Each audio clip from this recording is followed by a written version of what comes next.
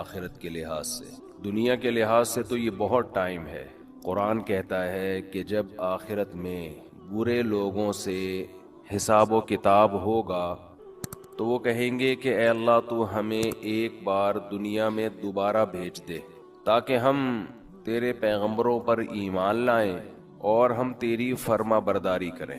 یہ مضمون قرآن مجید میں بہت مقامات پر آیا ہے. مشرک کہے گا واللہ ربنا ما کننا مشرکین، اللہ کی قسم ہم تو شرک کرتے ہی نہیں تھے. تو گنہگار کہے گا ان تقول نفس یا حسرت علی ما فرطت فی جنب اللہ، ہائے افسوس کہ میں اللہ کے بارے میں بہت سخت کوتاہی میں مبتلا رہا.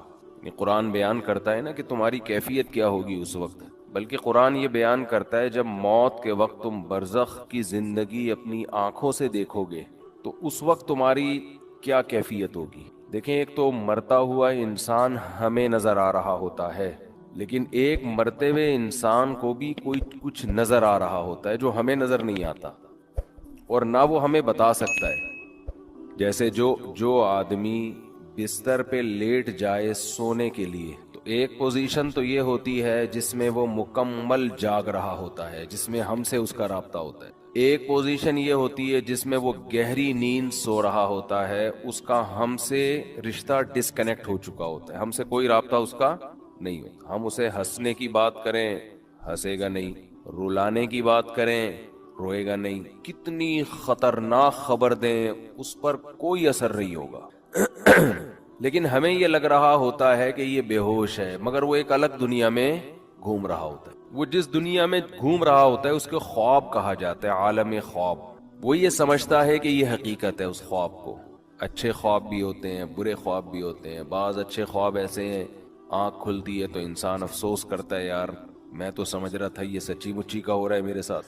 بعض برے خواب ہوتے ہیں انسان کی آنکھ کھلتی ہے شکر ادا کرتا ہے اللہ تیرا شکر ہے کہ یہ خواب تھا، اے اللہ تیرا شکر ہے یہ خواب تھا. لیکن خواب میں اس کو یہ احساس نہیں ہوتا کہ میں خواب دیکھ رہا ہوں. تو ایک کنڈیشن تو یہ ہے جس میں وہ بالکل ہم سے منقطع ہو چکا ہے. ایک کنڈیشن یہ ہے جس میں وہ ہم سے رابطے میں. ایک اس کے درمیان کی کنڈیشن ہوتی ہے جس کو میں پیار سے بٹوین کنڈیشن کہتا ہوں. کہتے نہیں انگلش میں اس کو بٹوین، لیکن درمیان ہے نا. دیسی انگلش ایسے ہی ہوتی ہے، کوئی بھی لفظ ادھار لے کے کہیں بھی لگا. تو بالکل درمیانی کنڈیشن کیا ہوتی ہے جس میں وہ آدھا جاگ رہا ہوتا ہے اور آدھا سو رہا ہوتا ہے. کچھ یہاں کی بھی سن رہا ہوتا ہے، ہمیں لگتا ہے کہ یہ سویا نہیں ہے ابھی، لیکن تھوڑا غائب دماغ بن چکا ہوتا ہے. کچھ چیزیں اس کو وہاں کی خواب کی نظر آ رہی ہوتی ہیں.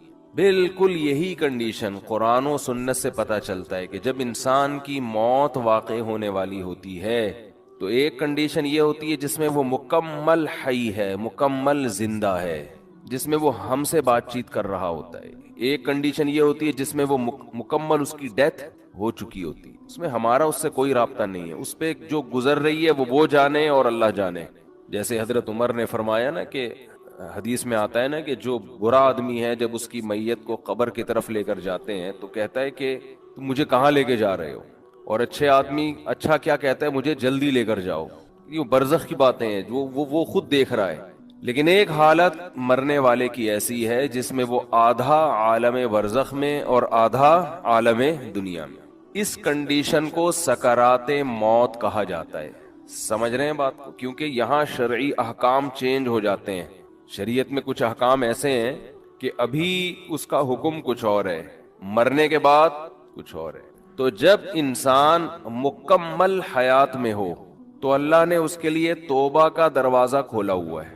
چاہے اس کو 100% یقین ہو جائے کہ میں نے کل مرنا ہے یا 1 گھنٹے بعد مرنا ہے، لیکن توبہ کا دروازہ اس کے لیے بولے کھلا ہوا.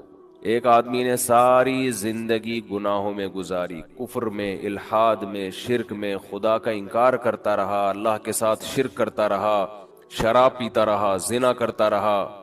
90 سال گزار دیے اس نے. اب اسے ڈاکٹروں نے بتایا کہ آپ کی ڈیتھ ہونے والی ہے، آپ کینسر کے مریض ہیں، آپ کا زہر یہاں تک پھیل گیا ہے، یا کوئی اور بیماری ہے جس میں زہر پھیلتا ہے، یہاں تک پھیل گیا کہ 24 گھنٹے میں کے اندر آپ کی ڈیتھ ہو جائے گی. یہ بھی اب توبہ کرے گا تو اللہ اس کی توبہ قبول کریں گے، یہ اللہ کا وعدہ ہے. دل سے کرے توبہ، یہ والی توبہ نہ ہو کہ اگر نہیں مرا تو ٹھیک ہے پرانا اسٹائل، مر گئے تو توبہ تو کی بھی ہم نے.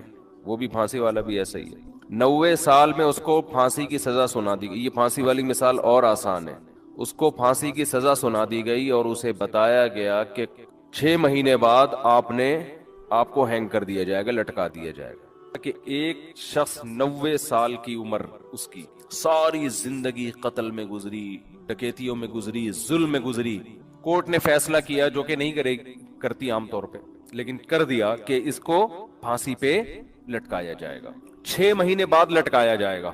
اسے لوگوں نے آ کے بتایا توبہ کر لے، گناہ سے معافی. کہہ رہے نہیں کروں گا. وہ 6 مہینے بھی اس نے گزار دی، کفر بکتا رہا، کوئی خدا نہیں ہے، کوئی مجھے دوبارہ رہائی ملی دوبارہ یہ کام کروں گا. یہاں تک کہ 1 ہفتہ رہ گیا، پھر اسے کسی مولانا صاحب نے کہا توبہ کر لے. کہہ رہے نہیں کروں گا.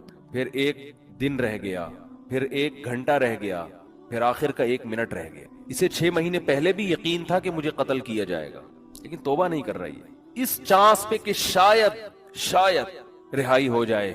بعض لوگ زبان کے بڑے پکے ہوتے ہیں، چاہے وہ کافر ہی کیوں نہ ہو. کہتے ہیں جیسے ہم اندر سے ہیں ویسے ہی ہم باہر سے.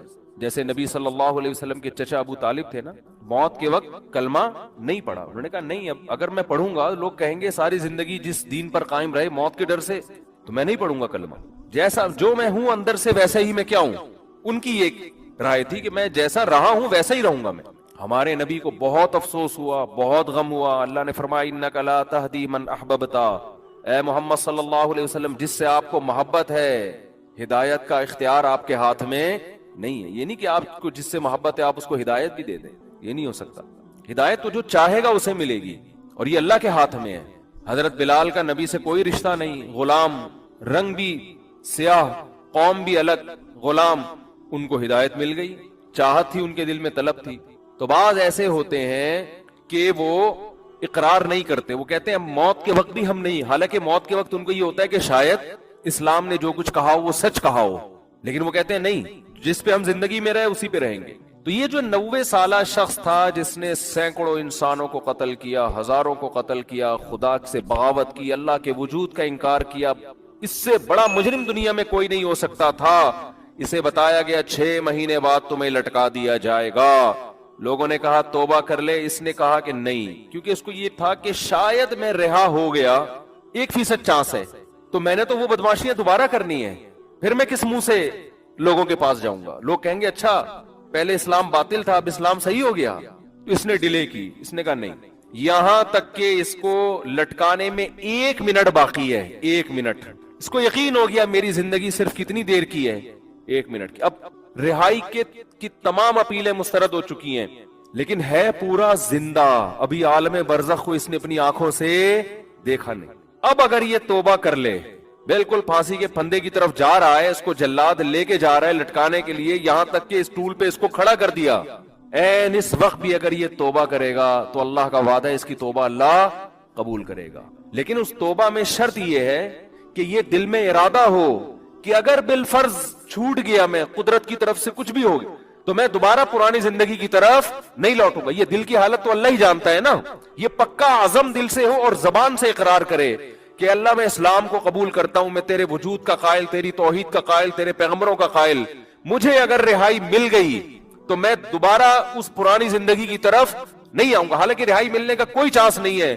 قرآن سے، صحیح احادیث سے، متواتر احادیث سے اہل سنت والجماعت کا عقیدہ ہے کہ اس وقت 1 سیکنڈ کی توبہ اللہ اس کے تمام گناہوں کی دیوار کو گرا ڈالے گی. وجہ کیا ہے؟ اس نے ابھی تک آخرت دیکھی نہیں ہے. اللہ اس کو بخشنے کا بہانہ کیا تلاش کرے گا؟ ہو سکتا ہے فرشتے اعتراض کریں اللہ تو موت کا یقین ہے، اس کو اس کی توبہ کس بات کی؟ اللہ کہیں گے موت کا تو یقین ہے، لیکن فرشتے اور آخرت اس نے اپنی آنکھوں سے غیب پر ایمان ہے، اور غیب پر ایمان اللہ قبول کرتا ہے. بہت سے لوگ اس کنڈیشن میں بھی توبہ نہیں کرتے، بلکہ زیادہ تر تو نہیں کرتے. بہت مشکل ہے بھائی بات سمجھانا، کیسے سمجھ؟ کیا زیادہ تر لوگ اس کنڈیشن میں توبہ کرتے ہیں؟ بولو. نہیں کرتے. جاؤ ہسپتالوں میں کینسر کے مریضوں کو جا کے دیکھ لو، جیسے تھے ویسے کے ویسے ہی ہیں. غیر مسلموں کو دیکھ لو، بسترے مرگ پہ تڑپ رہے ہوتے ہیں. جو بت پرست تھا وہ بت پرستی میں ہی مرتا ہے، پھر بھی نہیں کرتا توبہ. تو یہ بھی بہت 1% خوش قسمت لوگ ہوتے ہیں جو عین اس وقت میں توبہ کر لیں، ورنہ توبہ ہوتی نہیں ہے. اس ٹائم پہ بھی نہیں کرتے لوگ توبہ, دل سیاہ ہو چکے ہوتے ہیں. ہمارے ایک دوست اپنا پرانا واقعہ بیان کرتے تھے کہ مجھے ہارٹ اٹیک ہوا, کہیں جوانی میں ہو گیا, اللہ نے ان کو زندگی دی, صحت دی, توبہ بھی ہو گئی الحمدللہ, نیک پرہیزگار ہیں, اگر بیان سنیں تو کائنڈلی مائنڈ نہ کریں. میرے بھائی, اللہ کا قانون یہ ہے کہ جب تک اپنی آنکھوں سے موت کے فرشتے نظر نہ آئے اس وقت تک اللہ نے توبہ کا آپشن رکھا ہوا ہے. اور جب یہ منظر آپ نے اپنی آنکھوں سے دیکھ لیا, اللہ کہتے ہیں بیڑیاں رگڑتا رہے گا, کلا انہا کلمۃ ہوا قائلھا, توبہ کا کلمہ تیری زبان سے نکلا ہوا ایک کلمہ ہے جو ہوا میں تحلیل ہو کے ختم, اللہ کے ہاں اس کی کوئی ویلیو نہیں ہے. نبی صلی اللہ علیہ وسلم نے فرمایا کہ جہنم کی آگ سمندر کا پانی خوش نہیں کر سکتا, حدیث کا مفہوم ہے, لیکن 2 قطرے جہنم کی آگ کو ٹھنڈا کر دیتے ہیں. ایک اللہ کے راستے میں شہید ہوتے ہوئے, جو شہید کے خون کا پہلا قطرہ زمین پہ گرنے سے پہلے اس جہنم کی آگ کو اللہ ٹھنڈا کر دیتے ہیں. ایک اللہ کے خوف سے رویا ہوا آنسو, کیا زبردست مثال ہے, اتنا سا آنسو ہے لیکن اللہ جب تک زندہ ہیں آپ, اس آنسو کی اللہ کی نظر میں ایسی ویلیو ہے کہ یہ جہنم کی بھڑکتی ہوئی آگ کو ٹھنڈا کرنے کے لیے کافی ہے. تو بھائی خوش قسمت وہ ہے جو موت سے پہلے پہلے توبہ کرے. اب آپ یہ نہ سوچیں کہ یار ٹھیک ہے آخری پھندے تک لٹکنے تک آخری منٹ میں بھی توبہ قبول ہوتی ہے تو ڈیلے کر لو. تو یہ دو گڑبڑے کا اندیشہ اس میں. نمبر 1, آپ کو کیا پتا کہ آپ کس وقت مریں گے, آپ کا آخری منٹ کب آئے گا, سمجھتے ہو؟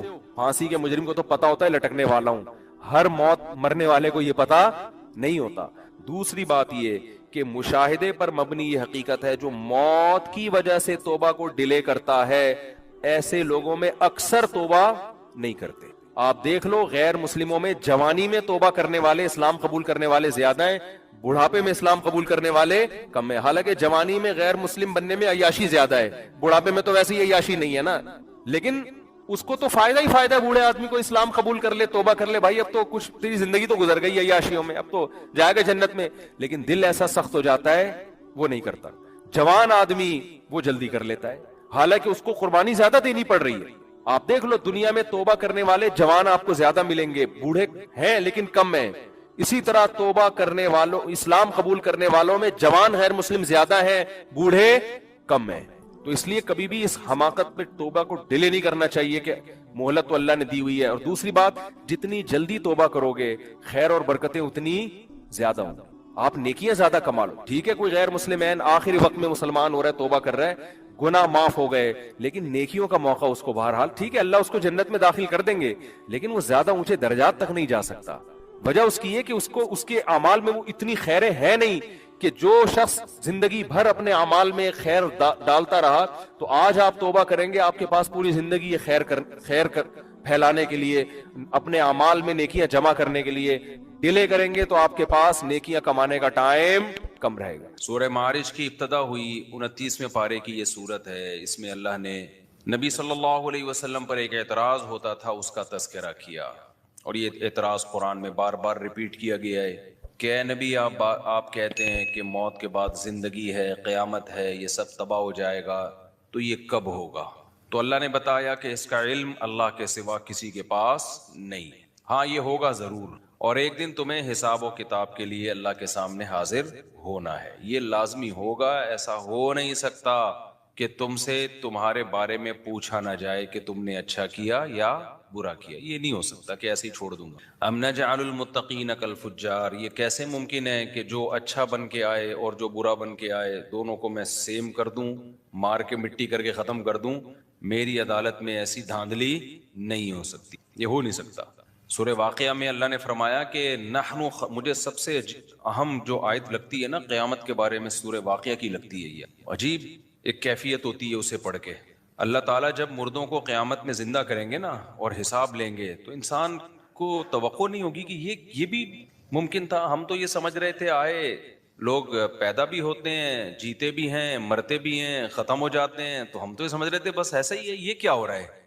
ہم تو کچھ اور سمجھ رہے تھے. ہم تو سمجھ رہے تھے کہ بھائی جس نے دنیا میں نوٹ چھاپ لیے ٹھیک ہے بہترین ہے, امریکہ چلا گیا اور باہر کے ویزے لگ گئے اس کے, یا نیشنلٹی مل گئی تو سبحان اللہ وہ تو جنت الفردوس میں چلا جائے گا. یا جس کی صحت اچھی ہو گئی, یا وہی جو آج کل کامیابی کے معیارات سمجھے جاتے ہیں. تو ہم نے یہ تو سوچا ہی نہیں تھا کہ ہماری اصل جو مسائل ہیں وہ یہ نہیں ہے, ہمارے اصل مسائل کچھ اور ہیں. تو پوری دنیا کے اصل مسائل کیا ہے پتہ ہے؟ پوری دنیا میں کس پہ بحث ہو رہی ہے؟ ڈپریشن کا علاج کیا ہے، اسٹریس کا علاج کیا ہے، ٹینشن سے کیسے باہر نکلیں، لائف کو اچھا کیسے بنائیں، صحت کن چیزوں سے اچھی ہوگی، پھر میاں بیوی کے مسائل. ہر دوسرا ڈاکٹر آپ کو پتہ ہے وہ سجیشن دے رہا ہوتا ہے، اس رشتے کو توڑنے سے بچانے کے لیے یہ کریں، جوڑنے کے لیے یہ کریں، برداشت کرنا سیکھیں. تو پوری دنیا گھوم پھر کے پھر سیاسی معاملات، اگلی دفعہ کون آ رہا ہے، سیاسی لیڈر بھی یہی باتیں کر رہے ہوتے ہیں، مہنگائی ختم کروں گا اور آپ کے لیے ہسپتال بناؤں گا، آپ کے لیے اچھے اسکول بناؤں گا، آپ میں اور جاپانیوں میں کوئی فرق نہیں رہے گا. ایک دن آئے گا پاکستان اور جاپان سیم، ہماری ٹرینیں ٹائم پہ چلیں گی، ٹائم پہ پہنچیں گی، گٹر کے ڈھکن لگ چکے ہوں گے، کسی کو ڈھکن کی شکایت نہیں ہوگی، چرس ختم ہو جائے گی، امن امان شانتی. پھر ہم مریخ اور چاند اور ستاروں پہ کمندے ڈالنے کی بات کریں گے. ونس اپون اے ٹائم ایسا ہوگا، پھر آپ کی آنکھ کھل گئی، وہ ایک الگ بات. لیکن بہرحال